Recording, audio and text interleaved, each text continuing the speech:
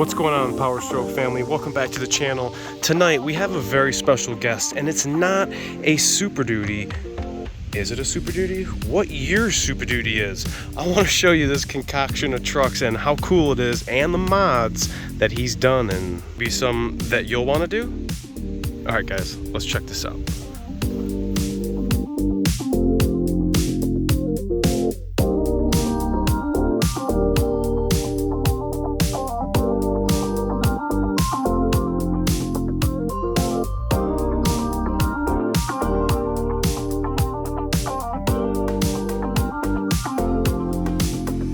What is going on, guys? Thanks so much for coming back to the channel and checking out this special Super Duty.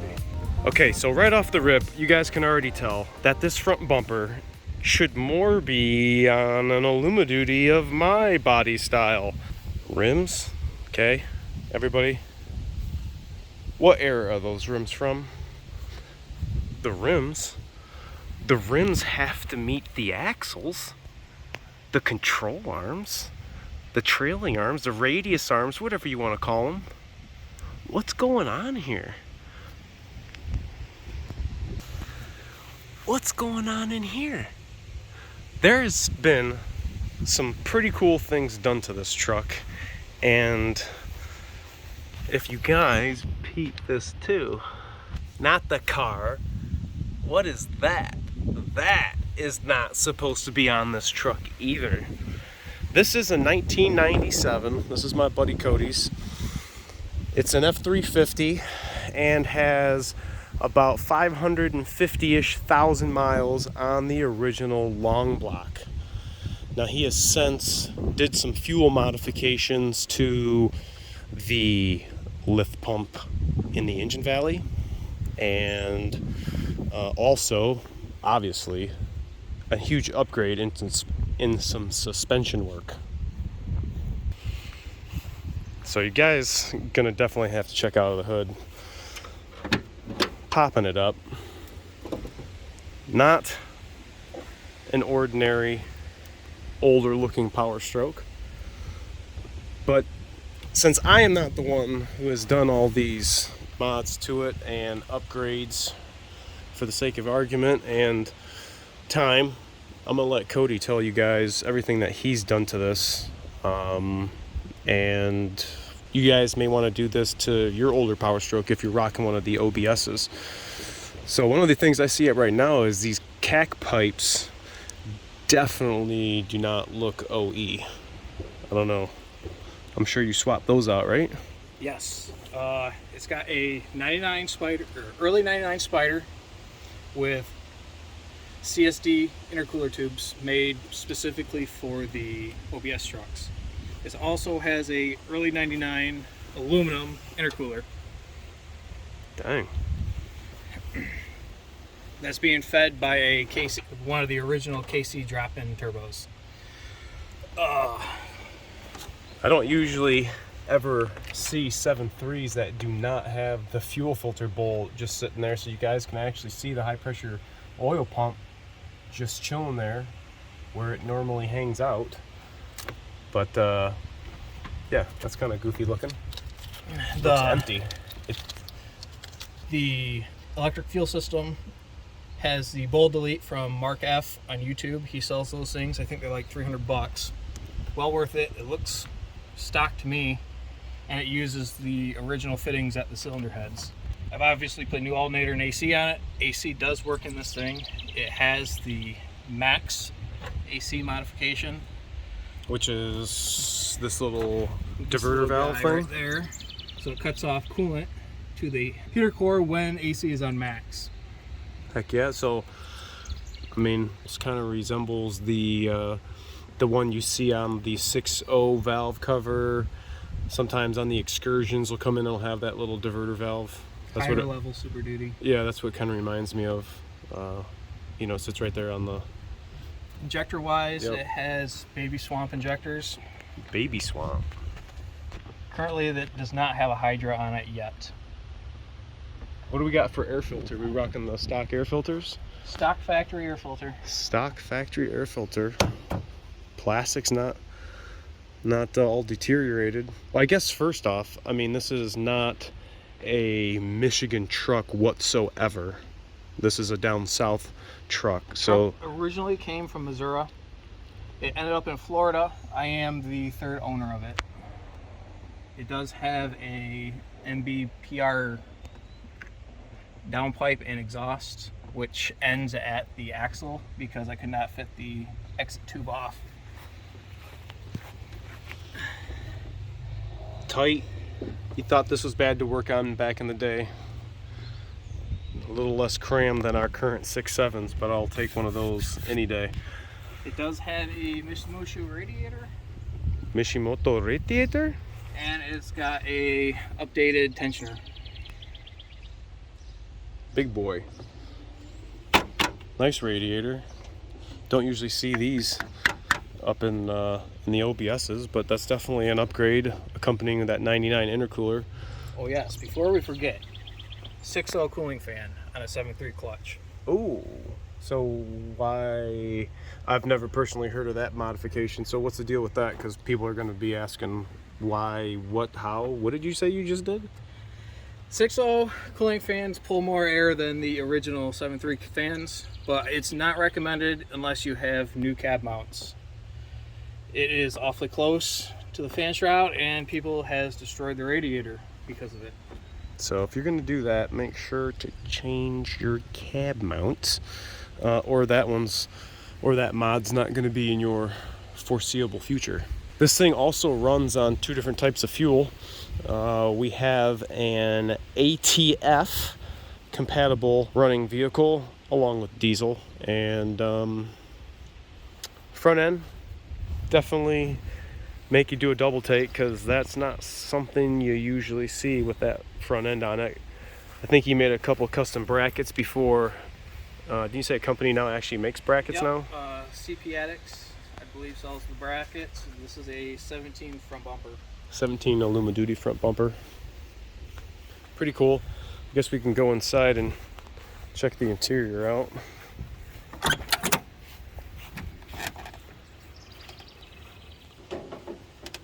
Old girl. No back seat.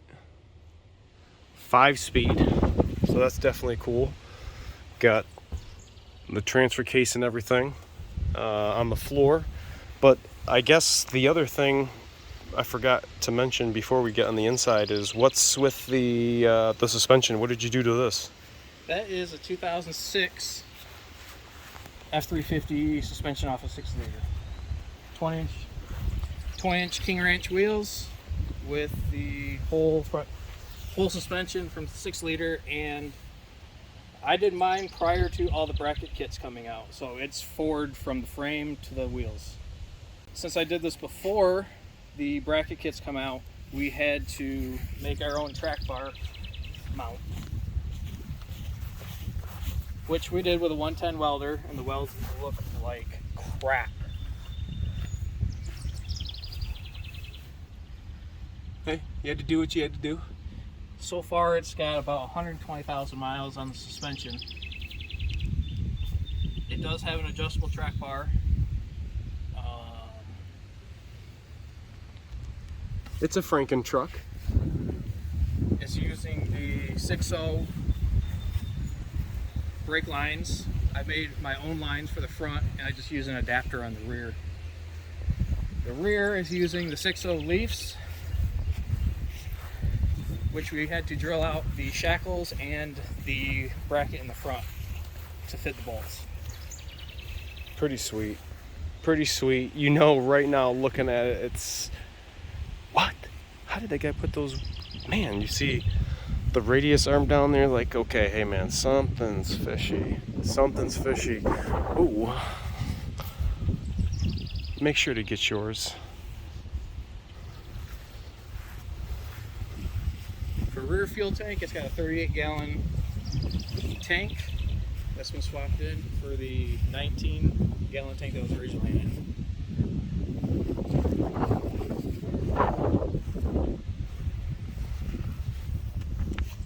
That's pretty cool. Pretty cool mod. Use of a Ford factory 7 and 4 pin connector. The original 7-pin got destroyed, so I was like, well, I got one of these connectors. Let's just throw a pigtail on it and make it work.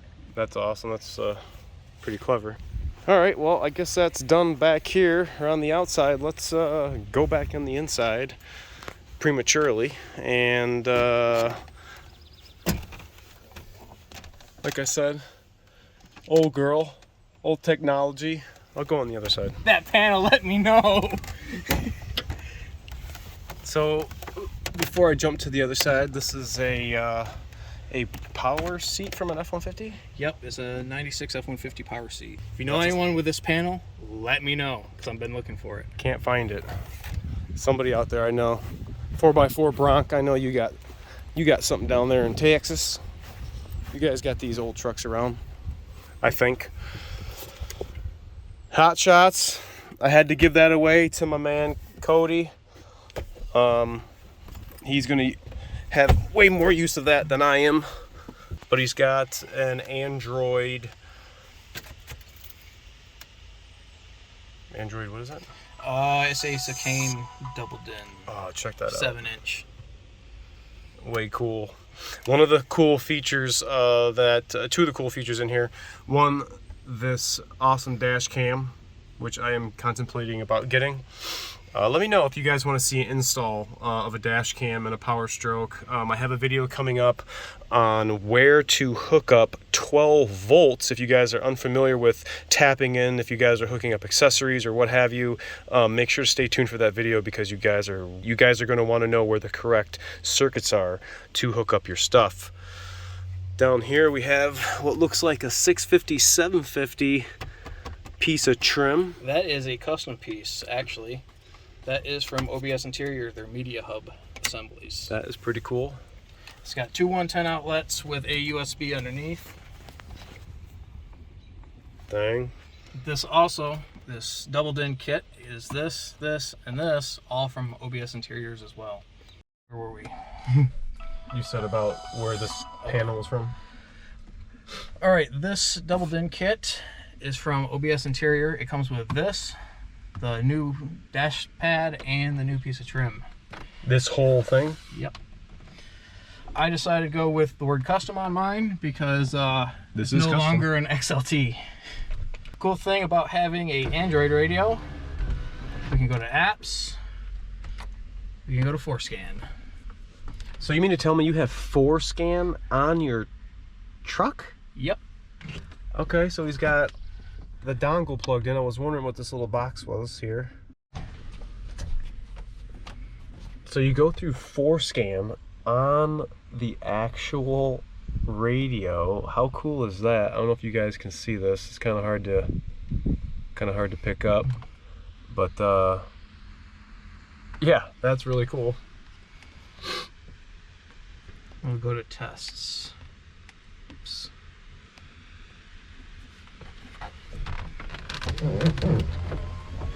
Give her quite yank. Quick yank. So we're actually going to do a self-test right now. We're going to do the injector buzz test. Who can do the injector buzz test from your radio? That is freaking awesome. Baby Swamp diesel injectors is what he said he's running in here. And we passed. Passed the 4Scan test. That's pretty rad. Pretty rad. Does anybody, let me know in the comment section, does anybody have 4Scan like this via their smart Android audio system that they've maybe installed in their truck? That's pretty slick if you ask me. If we had the ability to have that on Sync 3 or something, then I guess you guys would have no need to come see me then, huh? Yeah, way cool. Don't ever usually see passcode 111. I use 4Scan to diagnose. I use Torque Pro to monitor. I find Torque Pro easier to use as a monitor than 4Scan. Hopefully this thing logs in.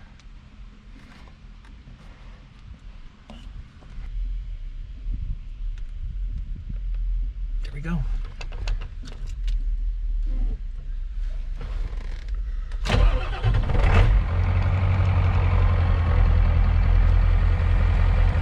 is pretty rad. The ability to watch this stuff live and have it in front of you right here while you're driving, especially right here on your radio, that's pretty gnarly, man. It has saved me so many times. I even think, what was that story you were telling me you had broke down and you were able to diagnose an IPR concern because it didn't start? Yep. That's what's up.